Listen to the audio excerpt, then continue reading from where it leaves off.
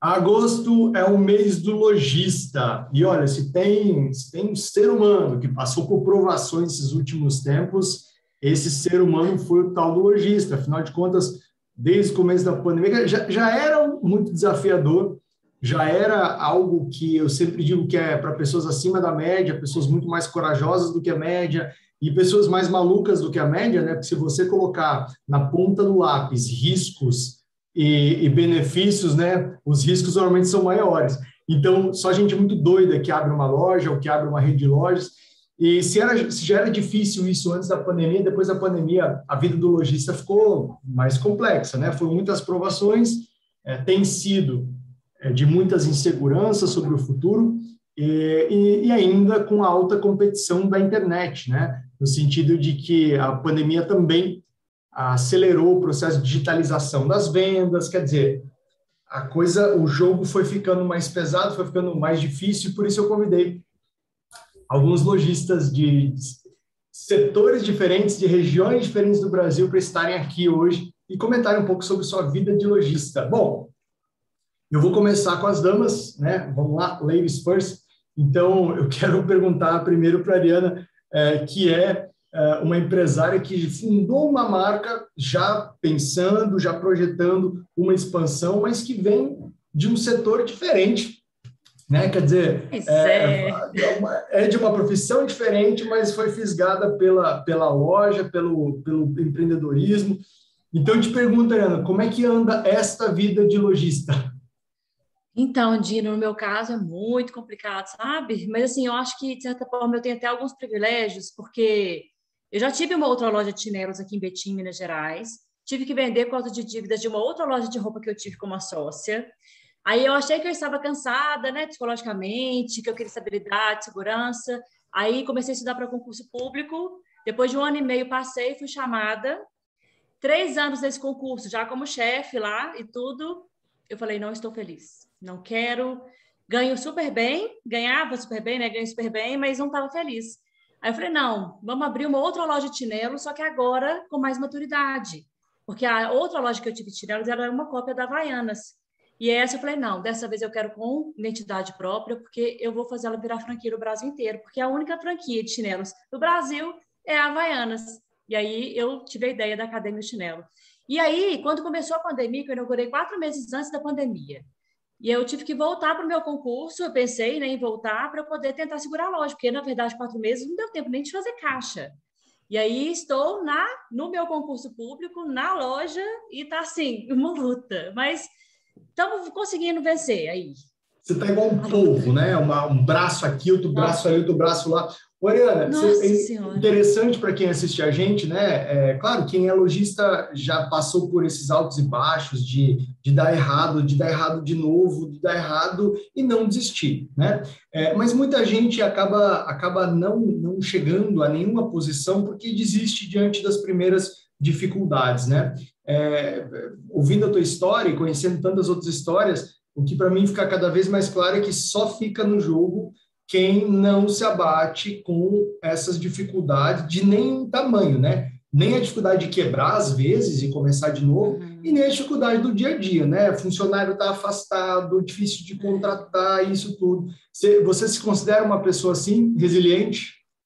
Muito, muito resiliente. Nossa, porque ser empreendedor hoje no Brasil, ainda com essa pandemia, realmente está exigindo da gente muito mais esforços e para a gente tentar vencer isso mesmo, né? Porque grandes empresários que já têm muito dinheiro em caixa falavam, não, tem que ter dinheiro em caixa de pelo menos um ano. Falou, meu Deus, tipo assim, você tem que manter sua loja funcionando um ano sem ela vender. Como, né? Que faz isso? Para pequenos empreendedores não é uma tarefa fácil.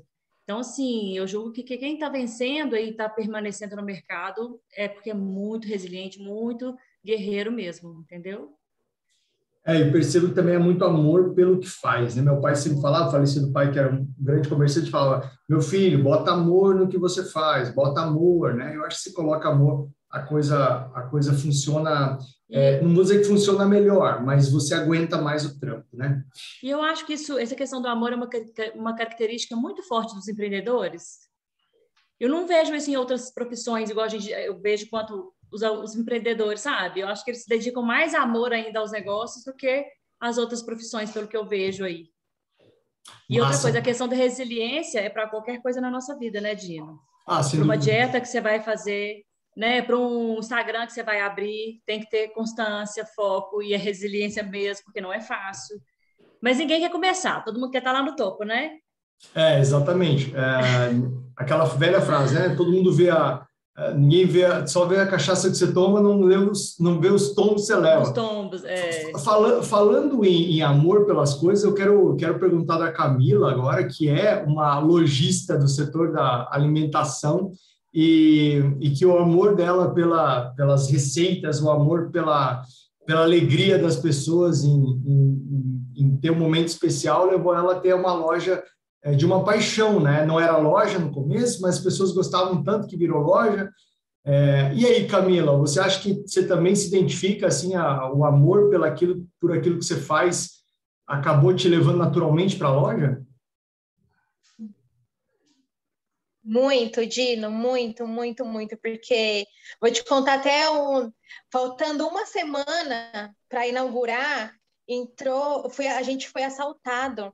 A loja já estava toda pronta, faltava só os retoques finais, e aí assaltaram a loja e levaram praticamente os principais equipamentos que a gente precisava, como chocolateira, as panelas de fazer brigadeiro, alguns objetos caros de decoração. Meu marido tinha comprado coisas que ele não tinha, tipo parafusadeira, maquita. Ele comprou porque como estava a pandemia, né? Meu marido trabalha em indústria, né? Então a empresa dele também deixou ele em casa e ele aproveitou também ele praticamente fez o que ele pôde lá na loja, ele fez, né? Para deixar a loja em ordem para a gente inaugurar e economizar também, né? E aí, todas as ferramentas dele roubaram, e aí aquele domingo, ele pensa assim, como que eu vou deixar você sozinha aqui na loja e vou trabalhar, né? Como que você vai ficar sozinha aqui, correndo risco, né? Como que a gente vai fazer agora, né? E aí a gente chorou durante meia hora. Depois a gente arregaçou as mangas, limpamos toda a loja, porque deixaram uma sujeira, que você não vou nem vou falar aqui para vocês, mas deixaram uma sujeira lá na loja, fizeram... zoaram mesmo a loja, deixaram a loja bem assim, sabe? E para quem vocês que conhecem, que vê, a gente sabe como a loja é bonita, a loja é bem. A gente quis fazer uma loja bem não só. Eu só não pensei em fazer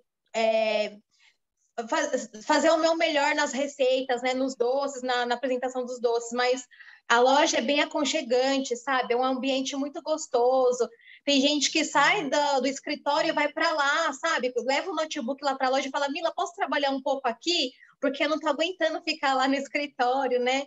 Então é um ambiente muito gostoso lá. E quando a gente faltava uma semana para inaugurar, a gente viu a loja naquele estado, deu assim, deu um desespero, sabe, Dino? São pedras que acontecem no meio do caminho, que a gente não está preparado para esse tipo de pedra, né? Esse tipo de coisa.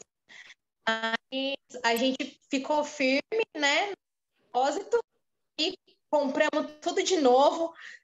Chocolateira fui comprar no Mercado Livre, depois usada. Fui pegar panela da minha mãe.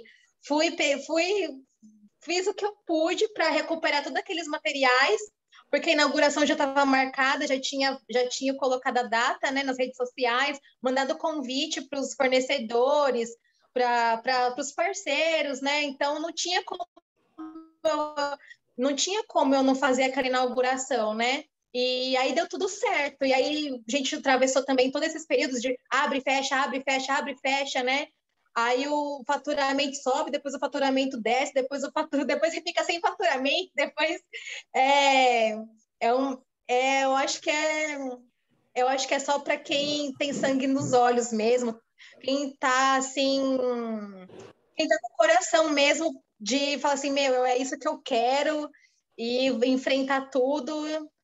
Por exemplo, assim, no meu caso, tenho 2 filhos, são pequenos, então eu fico praticamente o dia todo na loja. Eu abro de segunda a segunda, a loja não fecha. E então tive que também você tem que ter uma estrutura familiar muito forte também, porque graças a Deus meus filhos também eles me dão apoio, sabe? Eles são pequenos, Mas eles falam, não, mãe, vai lá para a loja, a gente fica com o vô, sabe? Então, eles... quem não tem também esse apoio, acredito que também não aguenta essa pressão, sabe? Porque não é fácil, Dino, não é fácil. Você sabe que eu estou lendo o livro, e eu acho que vem muito a calhar com o seu depoimento, eu estou lendo o livro Dedique-se de Coração, a história de como a Starbucks tornou uma grande empresa de xícara em xícara. Esse livro foi escrito pelo Howard Schultz, que foi CEO, né, presidente e responsável pela expansão da Starbucks para o mundo inteiro. E logo no começo do livro, Mila, ele dá uma frase muito interessante que tem muito a ver com o que você está falando. Ele fala o seguinte, ó: o medo do fracasso foi o que primeiro me invadiu, mas à medida que eu lidava com cada desafio, a minha ansiedade era substituída por um crescente senso de otimismo. Assim que você supera obstáculos aparentemente intransponíveis, outras situações difíceis tornam-se menos assustadoras. A maioria das pessoas é capaz de ir além dos sonhos e insistir, né? Eu acho que é um pouco de um caminho de insistência, né? Um caminho de insistir mesmo, né? No seu propósito. Sim. Foi assim, eu acho que igual eu sabe, Dina, eu penso assim, eu vejo outras redes, né? Igual você citou Starbucks, que tem café também, quase do mesmo ramo que o meu, e eu fico, esse bingo tem que cantar de novo, não é possível. Uma hora essa tecla vai cantar para mim, sabe? E eu não vou cansar, Dina. Assim, enquanto eu estiver viva, eu vou fazer de tudo, sabe? De tudo para eu ver a Mila crescer, para eu ver a Mila em cada cidade do Brasil, sabe? Até a gente fica no chuveiro falando assim, tem que ter uma Mila em Campos do Jordão, uma Mila em Monte Verde, uma Mila em todas as cidadezinhas turísticas que a gente vai passear e a gente gosta. A gente sempre um passeio que a gente quer voltar, né? Uma Mila em Búzios, uma Mila, sabe? Então aí a gente fica... E uma coisa que eu falo, Dino, para quem está querendo começar um negócio, ou para quem vai começar, né, um negócio, uma coisa assim, quando você fala algo, você direciona essa sua como se diz, essa vontade, as coisas, o mundo dá voltas e acaba acontecendo, sabe, Dino? Igual eu te falei do restaurante daqui da minha cidade, tem um restaurante aqui que é muito famoso, que é a Churrascaria Rosas. É um restaurante muito famoso aqui na minha cidade. É um restaurante que, nossa, tem filas, lota, sabe? E esse restaurante tem mais de 50 anos. E eu ia nesse restaurante quando eu era criança, meu pai me levava nesse restaurante. E aí, depois eu casei e tudo, eu quis levar meu marido lá, fiz meu aniversário lá nesse restaurante, tudo, e eu falei assim, nossa, eu queria tanto conhecer o dono do Rosas, eu queria tanto um dia conhecer ele, ser amiga dele, né, sei lá, conversar, perguntar para ele como que ele conseguiu perpetuar essa marca, a cidade, né? Qual que é o segredo, o que ele faz, com os contatos. Eu queria saber de tudo, né? Aí, por conta da pandemia, foi uma moça lá na loja e pegou meu nome, pegou meu CNPJ, tudo, e falou assim, olha, a gente está criando aqui um grupo para fazer uma reunião com todos os estabelecimentos aqui de Santo André, tudo. Você gostaria de participar? E a gente vai ter uma reunião lá numa outra churrascaria aqui da cidade também, carta para o prefeito, que o prefeito não pode deixar a gente fechado, que a gente tem que trabalhar para ver o lado de vocês, né? Você gostaria de participar da reunião? Eu falei, claro, gostaria, pode pôr meu nome, sim, eu vou. Chegando lá, Dino, tinha o dono de todos, sabe que é todos os estabelecimentos aqui de Santo André, todos. E o dono dessa churrascaria tá lá. E aí, como as meninas lembraram de mim por causa da loja, né? Que eu falei, essa daqui é a minha, a dona daquela loja lá bonita. Aí elas pegaram e falaram assim, Mila, aquele ali é o Mauro, dono do Rosas, que você comentou, né? Que que você é fã do restaurante, não sei o quê, e elas fizeram a ponte. E aí eu assim, já fui, né? Eu amo seu restaurante, eu gosto de ir lá, minhas crianças amam o Espaço Criança. E aí fiquei amiga dele, e aí nem acreditei. A gente fez parceria, a gente fez sorteio, a gente fez várias coisas. Então, eu penso assim, tudo que a gente mentaliza e a gente expõe para fora, acontece. Mas, não, perfeito, perfeito. E que legal, né? Você, a partir do momento que você verbaliza, né? Você está falando para você, na verdade, né? Você está falando para os outros, você está falando para dentro, está afirmando para você. E aí, você falou um ponto muito legal, que foi família. E aí eu quero perguntar para o Samir agora, né? Samir, que é super família também, que tem uma rede de lojas e que é super ligado à família também, né? O Samir, dá para dizer que está no teu sangue o comércio? Quer dizer, você se imaginou em algum momento fazendo outra coisa que não comércio? Ou não? Ou você nunca teve dúvida? Você chegou a ter essa dúvida, aliás? Dino, quando era criança, sim, né? Você se imagina até astronauta, né? Mas não, desde cedo, desde os 12 anos, eu tive essa certeza, né? Que eu sou do comércio. Meu pai aí tinha loja no Brás, ali em São Paulo, os tios, né? Então, é bem cultural, igual você comentou, é bem cultural, é bem da família, não família só pai, né? É tios, primos, é todo mundo comércio, então não tem para onde ir. Assim, eu me identifiquei fácil, né? Então, na loja do meu pai não tinha muito movimento, eu ia na loja do meu tio chamar cliente na porta, né? Pelo chamar cliente, não tinha remuneração na época, né? Era filho, era sobrinho, então, mas pelo prazer ali, né? De estar no balcão. Então, eu me criei ali, me criei em balcão, né? E quando chegou a sua hora? Quando você sentiu que era a tua vez de começar e fazer teu nome e fazer a tua história? Assim, teve um dia, teve um momento, né? Hoje você tem aí diversas lojas em diversas cidades, né? Tem esse desafio, né? Você está num momento de expansão, abrindo em cidades novas, né? Mas teve um momento que foi a primeira. Qual foi esse momento? Então, quando eu trabalhava na empresa de um primo meu, né? Não era ele ali quem operava um negócio, né? Ele tinha um sócio.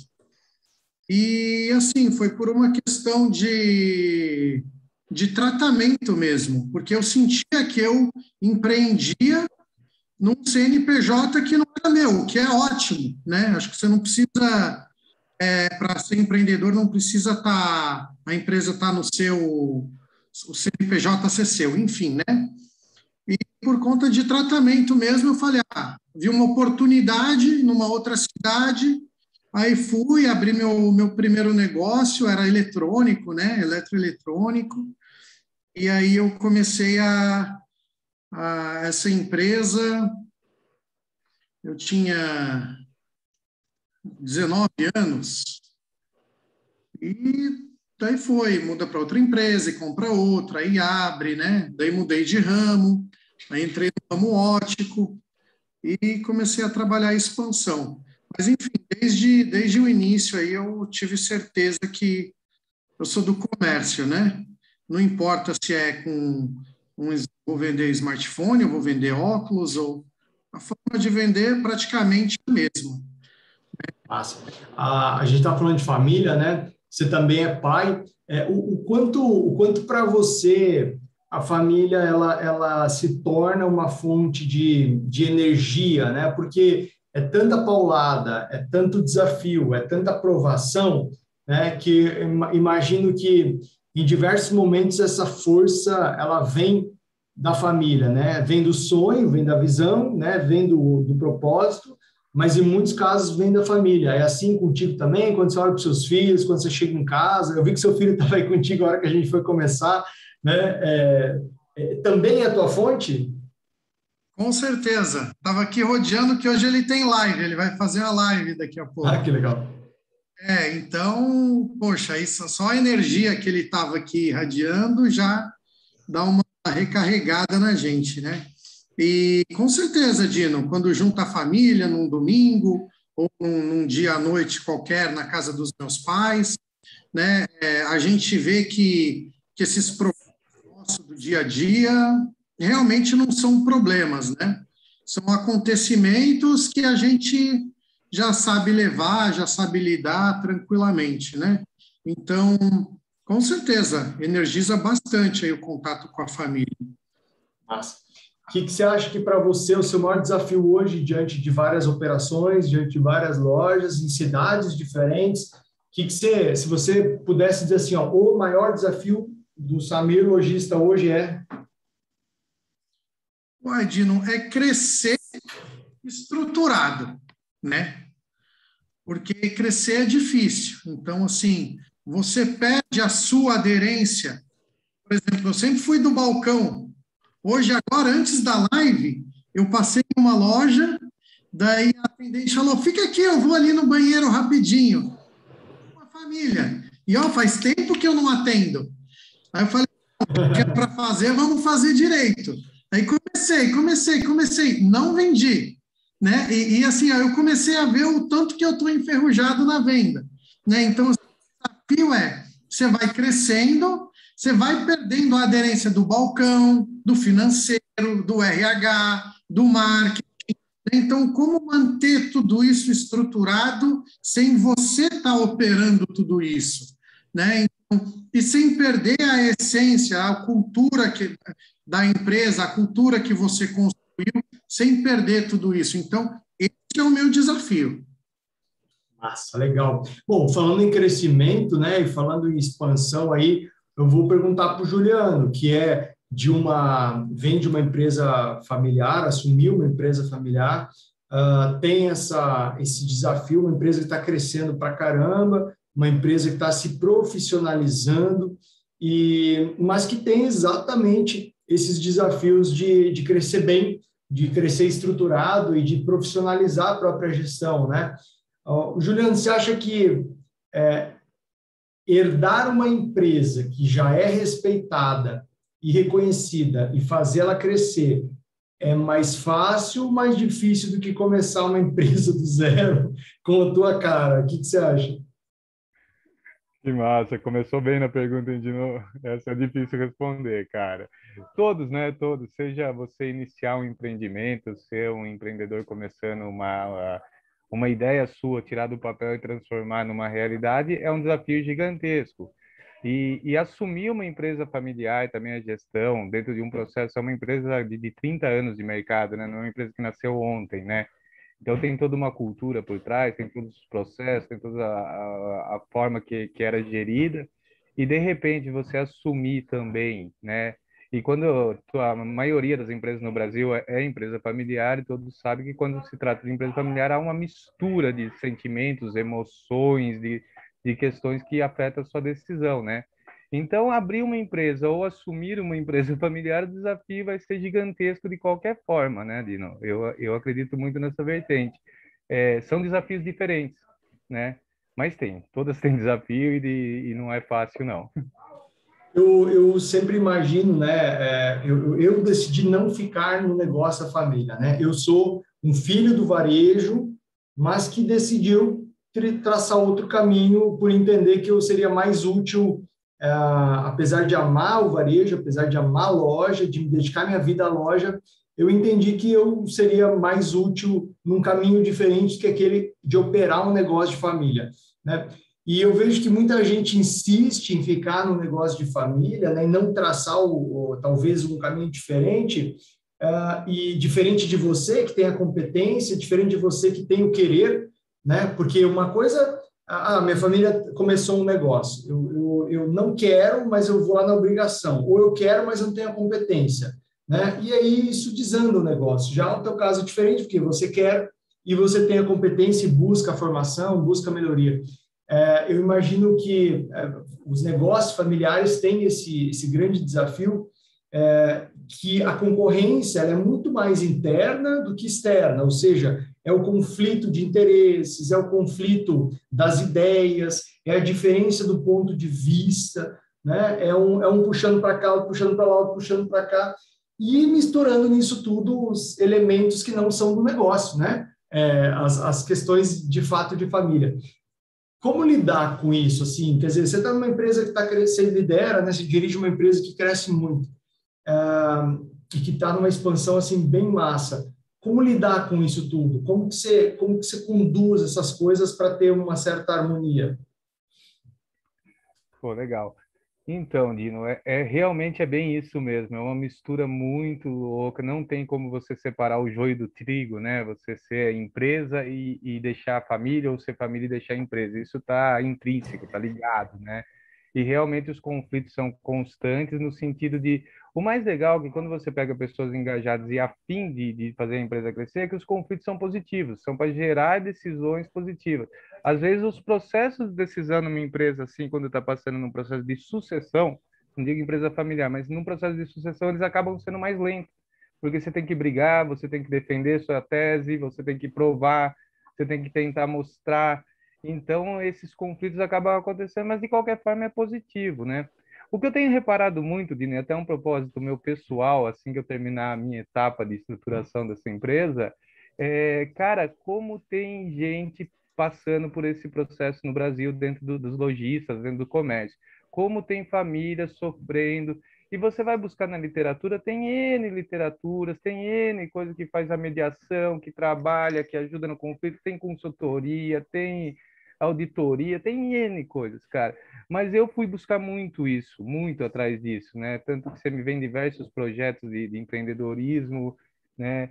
Estou sempre antenado nisso. Cara, eu não encontro, e até um desejo meu, algo que fale direto com o filho do dono. Até o propósito do meu projeto, um futuro livro, vai se chamar O Filho do Dono, né? Como esse cara tá? Ele está preparado? Ele entende do negócio? É o que ele quer? Muitos pais forçam os filhos a ficarem dentro da empresa, né? Seja por questão psicológica, seja por questão financeira. Ah, se você sair daqui, você não vai ter a vida que tem, você não vai ganhar.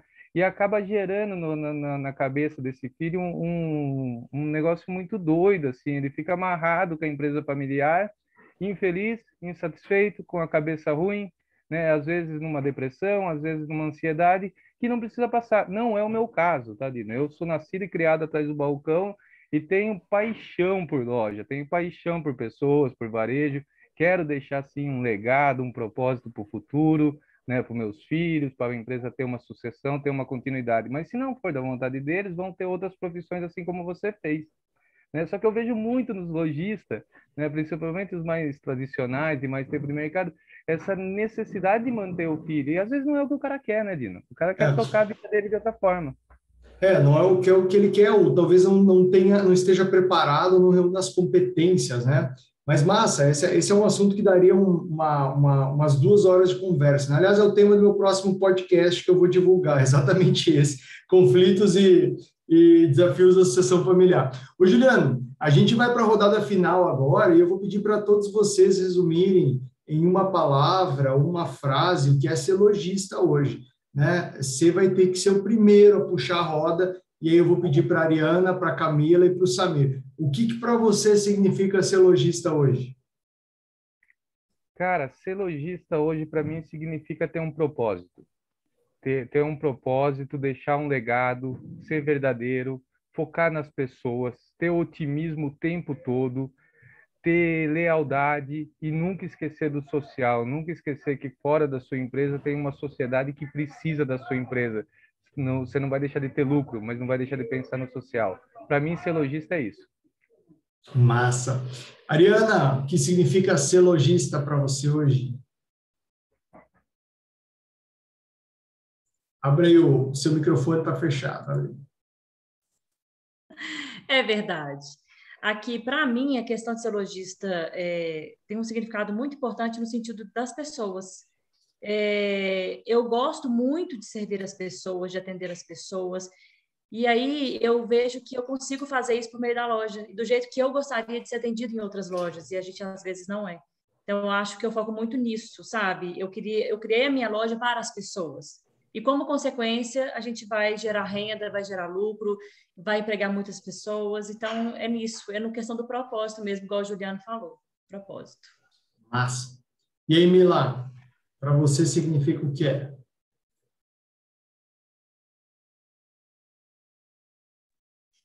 Mila, abre o microfone, não estou te ouvindo. Repete aí. Para mim é ser guerreiro, ter garra e uma coisa, o cliente, claro, a gente é nossa obrigação, né? Ter um bom atendimento, tratar bem, fazer com que o cliente volte.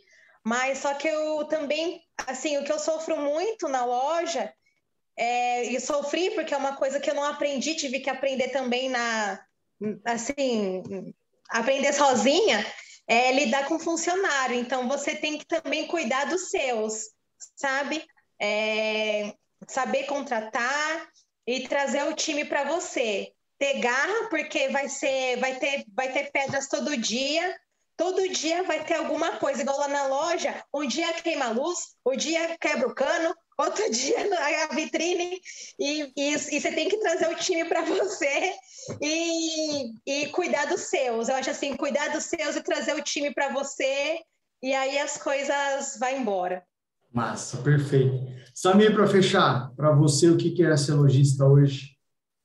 Para mim, tipo, é uma arte mesmo, que para você ter sucesso, você precisa ser uma pessoa boa, um profissional bom, em vários pontos, em vários fatores, né? Então, assim, e não só para você ter o sucesso, para você continuar bem, você precisa sempre estar se atualizando, não pode ser um cara nunca para baixo, nunca deixar nenhum fator a desejar, você tem que ser um cara completo. Então, obriga a ser uma pessoa boa, a ser um bom profissional, né? Um exemplo aí é buscar a mentoria recorde de vendas e assim vários outros fatores.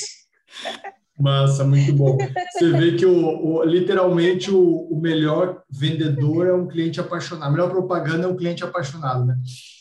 Gente, muito obrigado pelos depoimentos. É muito legal saber um pouco mais das histórias, né, por trás dos negócios, né? Por trás de todo negócio existe sempre existem muitas histórias humanas, né? E hoje a gente conheceu um pouquinho das histórias de vocês e que naturalmente refletem nos negócios e na paixão que os negócios de vocês mostram, né?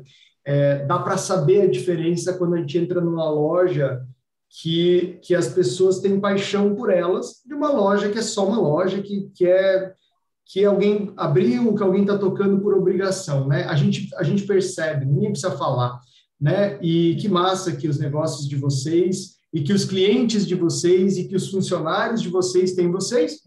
Parabéns aí pelo mês do lojista, parabéns pelo dia do lojista, e parabéns por continuarem sempre aprendendo e, ao mesmo tempo, inspirando. Obrigado pela participação. E você que assistiu a gente agora, confere daqui a alguns poucos dias o episódio número 2. Esse é o primeiro episódio de 4 episódios, então confere aí que tem mais histórias incríveis para você conhecer. Obrigado e até a próxima. Valeu, Dino.